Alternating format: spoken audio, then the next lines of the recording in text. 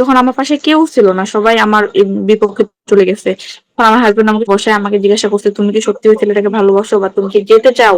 তাহলে বলো, তুমি ভালো থাকলে আমি ভালো থাকবো, আমি দূর থেকে দেখেও খুশি হবো। 2018 সাল। পারিবারিক ভাবে আমার দুই সম্পর্কে একটা ফুফাতো ভাইয়ের সাথে বিয়ে হয়।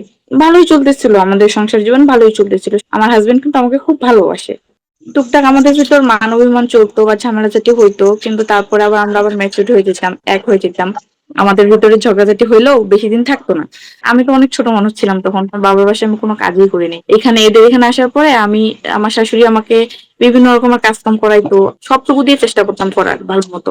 করতামও, কিন্তু উনার সেই কাজটা পছন্দ হইতো না, বা আমি ঘুমাইলে হয়তো বা ঘুম থেকে উঠতে একটু দেরি হইতো, বা আমি কখনো অসুস্থ হইলে এটা উনি মানতো না, মানে অসুস্থ কেন হবো, অসুস্থ হবে এটা মানা যাবে না। আমার শাশুড়ি এগুলো নিয়ে অনেক ঝামেলা করতো, আবার আমার হাজবেন্ড আমার দিক হয়ে সাপোর্ট করতো, সাপোর্ট নিয়ে কথা বলতো। ও ভুলটা বুঝতে পারে, ও অ্যাকচুয়ালি সবসময় যে আমার বিষয় নিয়ে কথা বলে তা কিন্তু না। ও যাচাই করে যে আসলে কোনটা, অনেক সময় আমাকেও বকাবাজ করে ঘরের ভিতরে, আবার ওর মাকেও বলে। কিন্তু ওর মা মনে করে যে ও সবসময় আমার হয়ে সাপোর্ট হয়ে কথা বলে, সেগুলো আবার আমার শাশুড়ি সহ্য করতো না। তখন আমার শ্বশুর শাশুড়ি আমাদের উপর বিরক্ত হয়ে আমাদেরকে বাসা থেকে বের করে দেয়। সেক্ষেত্রে আমরা তখন থেকে আলাদা শুরু করি। আমার হাজবেন্ড ব্যবসা করতো, শুরু থেকে ওর ইনকাম ছিল। আমরা তখন আলাদা বাসা ভাড়া নিয়ে ওখানে সংসার শুরু করি। তারপরে আমার মেয়ে হয়, 2021 সালে আমার মেয়ে হয়। আমার মেয়ে হওয়ার পরে আর কোনো সমস্যা আমাদের ভিতরে হয়নি, আমরা সুন্দর চলতেছিলাম। তখন আমাদের সম্পর্ক খুবই ভালো চলতেছিল। পরে মেয়ে বড় হলো, আমার মেয়ের বয়স তখন 3 বছর হয়। তখন আমি আমার মেয়েকে প্লেতে ভর্তি করাইছি। পরে তখনও ভালো চলতেছিল, প্রথম থেকে আমি স্কুলে যাইতাম। আমি কিন্তু মানে একবার মুখোশ পরে, হাত মোজা পা মোজা পরে সবকিছু পরে যাইতাম। তো ওখান থেকে শুধু আমার চোখটা দেখা যাইতো। তো একটা টিচার ছিল, কম বয়সী টিচার। তো উনি হচ্ছে সবসময় আমাকে ফলো করতো, আমি আর ওটা বুঝতে পারতাম না যে ফলো করতো। তো আমার মেয়ের আবার ক্লাস নিত, গণিত ক্লাস করতো। আমার মেয়ের স্কুলের টিচার একদিন আমার মেয়ের গণিত খাতায় নাম্বার লিখে পাঠাইছে, আর লিখে দিচ্ছে যে খুব ইম্পর্টেন্ট কথা আসছে, আমাকে কল করবেন দ্রুত। তা আমি আবার ভয় পাইলাম যে আমার মেয়ে হয়তো বা কোনো কিছু করছে বা কিছু। তখন আমি কল দিছি, সেদিনই কল দিছি। কল দেওয়ার পর আমি সালাম দিলাম, তা বলতেছে আপনার মেয়ের নাম কি, মানে শিওর হয়ে নিল আমি কিনা। আমি বললাম আমার মেয়ের নাম এটা। তা আমি বললাম যে কেন করছে না, একটা ফর্ম ফিল আপ করতে হবে তো আপনাদের। আমি করছি আমাদের তো কোনো ফর্ম ফিল আপ করার বাকি নেই। তো এইভাবে চলতে থাকে। বলতেছে আপনার সাথে কথা বলি। আমি বলছি কি বলবেন বলেন। এখন বলতেছে যে আমি আপনার মেয়েকে প্রাইভেট পড়াইতে চাই। আমি বললাম যে না, আমার মেয়ে তো অনেক ছোট বাচ্চা, আমি পারবো, আমার মেয়েকে আমি প্রাইভেটে পড়াবো না। এভাবে চলতে থাকে, না হ্যাঁ না হ্যাঁ। এবং এখান থেকে তখন উনি কিভাবে কিভাবে আমার ফেসবুক আইডিও পেয়ে গেছে। ফেসবুক আইডি পাওয়ার পর ফেসবুকে নক করছি। নক করার পর যখন পিক দেখছি, তো আমি অ্যাকসেপ্ট করি নাই। অ্যাকসেপ্ট করে নিয়ে তখন উনি হচ্ছে রিকোয়েস্ট মেসেজ পাঠাইছে যে অ্যাকসেপ্ট করেন, আপনার সাথে কথা আছে। হ্যাঁ, তখন হচ্ছে আমি অ্যাকসেপ্ট করছি। অ্যাকসেপ্ট করার পরে ওনার সাথে এই জাস্ট এভাবে কথা বলতে আমি সবসময় ইগনোর করতাম যে আচ্ছা আপনি আর কিছু বলবেন, আপনি আমার স্কুল, আমার মেয়ের স্কুলের টিচার, সেক্ষেত্রে আপনি একজন সম্মানিত ব্যক্তি, আপনি আমার সাথে কি কথা বলবেন, আপনার সাথে তো আমার বন্ধুত্বের সম্পর্ক না যে আপনার সাথে আমি কথা বলবো। তো উনি এভাবে ওভাবে মানে যেভাবে হোক এমন এমন ভাবে ইমোশনাল কথা বলতো। তখন কথা বলতাম কিছুদিন, কথা বলতাম বলতে জাস্ট হাই হ্যালোই বলতাম। একটু কথা বলতে বলতে একদিন যে আমি না আপনার ফেসটা দেখতে চাই, আপনার চোখগুলো অনেক সুন্দর, আপনাকে আমার পছন্দ হয়েছে, আপনার মানে কথাগুলো অনেক ভালো, ভয়েসটা সুন্দর, আমি আপনার ফেসটা দেখতে চাই। তো আমি তখন বললাম যে না, এটা তো এলাও না, আমি তো হচ্ছে ফেস দেখাই না, আমি আপনাকে কেন ফেস দেখাতে যাবো, প্রয়োজন মনে করলাম না আপনাকে এটা। পরে আমি বলে ওনাকে ব্লক করে দিছি।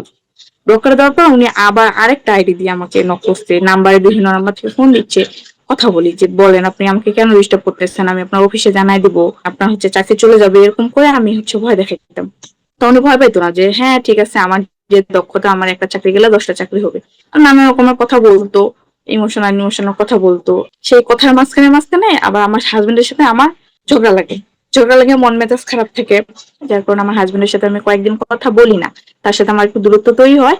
আর যে লোকটা টিচার, তার সাথে একটু কথা বলা বেশি হয় সময় কাটানোর জন্য। এভাবে কথা বলতে বলতে বলতে আমিও হচ্ছে কথার মায়ায় পড়ে যাই। মায়ায় পড়ে যাওয়ার পর আমি ওনাকে বলছি যে দেখেন আমার হাজবেন্ড আছে, আমার বাচ্চা আছে, আমার তো মানে আপনার কাছে চলে যাওয়া এটা পসিবল না। উনি বলছে যে না, আমরা জাস্ট ফ্রেন্ড হয়ে শুধু কথা বলবো। আচ্ছা ঠিক আছে। এভাবে একদিন দুই দিন কথা বলতে বলতে আমিও ওনার কথার মায়ায় পড়ে যাই। তখন একদিন আমার একটা ছবি দেই। হ্যাঁ, ছবি দেখার পর উনি আরো বেশি মানে প্রশংসা করে, এমন এমন ভাবে কথা বলে যে না আপনাকে আমার খুবই ভালো লাগছে। তারপর এভাবে চলতে থাকে। হঠাৎ করে রমজান মাস হয়, হঠাৎ করে আমার হাজবেন্ড, উনি হয়তো বা সন্দেহ করে, সন্দেহ করবে, কারণ যখন এরকম একটা হবে তখন আচার ব্যবহার হয়তো বা চেঞ্জ হয়ে যায়, ওনার সাথে আমার বনিবনা হয় না। সেক্ষেত্রে উনি হয়তো আমাকে সন্দেহ করে, তখন আমার ফোনের ফেসবুক আইডিতে হয়তো উনি লগ ইন করছে। তো একদিন রাত্রে দেখতেছে যে আমাকে দেখাচ্ছে যে এগুলো কি এগুলো কি। হ্যাঁ, আমি বলছি জাস্ট ফ্রেন্ড, কিন্তু হচ্ছে ফ্রেন্ডের মতো তো কথাবার্তা না। ওগুলো দেখার পরে আমার হাজবেন্ড আমাকে প্রচুর মারে, প্রচুর প্রচুর মারধর করে। তারপর আমি ওর পাটা ধরে মাপ চাই। হ্যাঁ, অনেক কান্নাকাটি করি। তারপর আমার মা বাবাকে ডাকে, ডাকার পর আমি সবার সামনে মাপ চাই। কেউ আমাকে সাপোর্ট করে না, আমার ফ্যামিলি থেকে না। আমার বাবা মা বলে কোথায় যাবি যা, কিন্তু আমার হাজবেন্ড সেও অনেক কষ্ট পায়, অনেক কান্নাকাটি করে। তারপর সে চিন্তা করে যে না, একটা বাচ্চা আছে, মেয়ে বাচ্চা, সে বাচ্চাটার ভবিষ্যৎ আছে। পরে যখন বুঝতে পারে যে না, এটা হচ্ছে একটা ফাঁদ করে, আমার হাজবেন্ড আমাকে বসায়, যখন আমার পাশে কেউ ছিল না, সবাই আমার বিপক্ষে চলে গেছে, তখন আমার হাজবেন্ড আমাকে সুন্দর করে বসায় আমাকে জিজ্ঞাসা করছে, তুমি কি সত্যি ওই ছেলেটাকে ভালোবাসো বা তুমি কি যেতে চাও? তাহলে বলো, কারণ আমি তোমাকে অনেক ভালোবাসি, তুমি ভালো থাকলে আমি ভালো থাকবো, আমি দূর থেকে দেখেও খুশি হব। পরবর্তীতে আমি বলি যে না, আমি তো যাবো না। তার পরবর্তীতে তাও উনি খোঁজ খবর নিয়ে দেখে যে দেখো, ও ছেলেটা যদি সত্যি তোমাকে ভালোবাসতো তাহলে আমি সত্যি তোমাকে ছেড়ে দিতাম, কিন্তু ও তো তোমাকে ভালোবাসে না, তোমাকে নিয়ে গেলে তোমার জীবনটা শুধুমাত্র নষ্ট করে দিবে, কিন্তু আমি তো এটা চাই না, যে তোমার একটা বাচ্চা আছে। বলি যে না, আমি তো যাবো না। তখন আমাকে বলে যে তুমি তাহলে আমার কাছে থাকতে পারো, কিন্তু ওই বিষয়গুলো আর করবা না। আমিও ঠিক আছে, হাত পা ধরে মাপ চাই যে ঠিক আছে, আমি ওই বিষয়গুলো করবো না। আমার হাজবেন্ড হচ্ছে আমাকে ওই ফাঁদ থেকে বের করে নিয়ে আসে।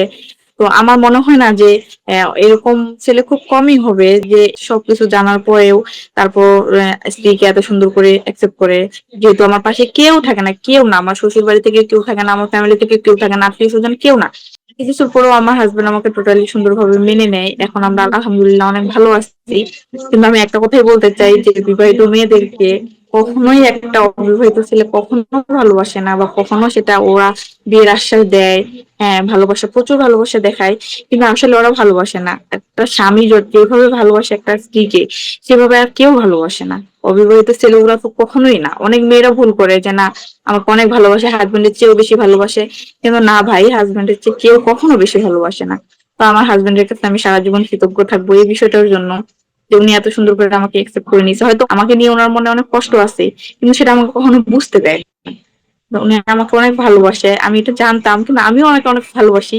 মাঝখানে শয়তানের ধোকায় পড়ে হচ্ছে এত কিছু ঘটনা ঘটে গেছে। তো আমি বলতে চাই যে বিবাহিত মেয়েরা, তোমরা যারা হচ্ছে বাসায় সংসার স্বামীকে রেখে বাইরে সুখ খুঁজো, অবশেষে তোমাদের এরকম হবে যে বাইরে ঘরে কোনো সুখ কোনোটাই পাবা না, কোনো সুখটাই পাবা না। যারা বাইরে শান্তি খুঁজে তারা ঘরেও শান্তি খুঁজে পায় না। তো সব শেষে সবকিছু বাদ দিয়ে আমি একটা কথাই বলবো, যে সবকিছু বাদ দাও, বাইরের কোনো প্রত্যাশা বাদ দিয়ে নিজের স্বামীকে, নিজের সন্তানকে ভালোবাসো, সুন্দর মতো সংসার করো। এতে করে অনেক অনেক শান্তি পাবা।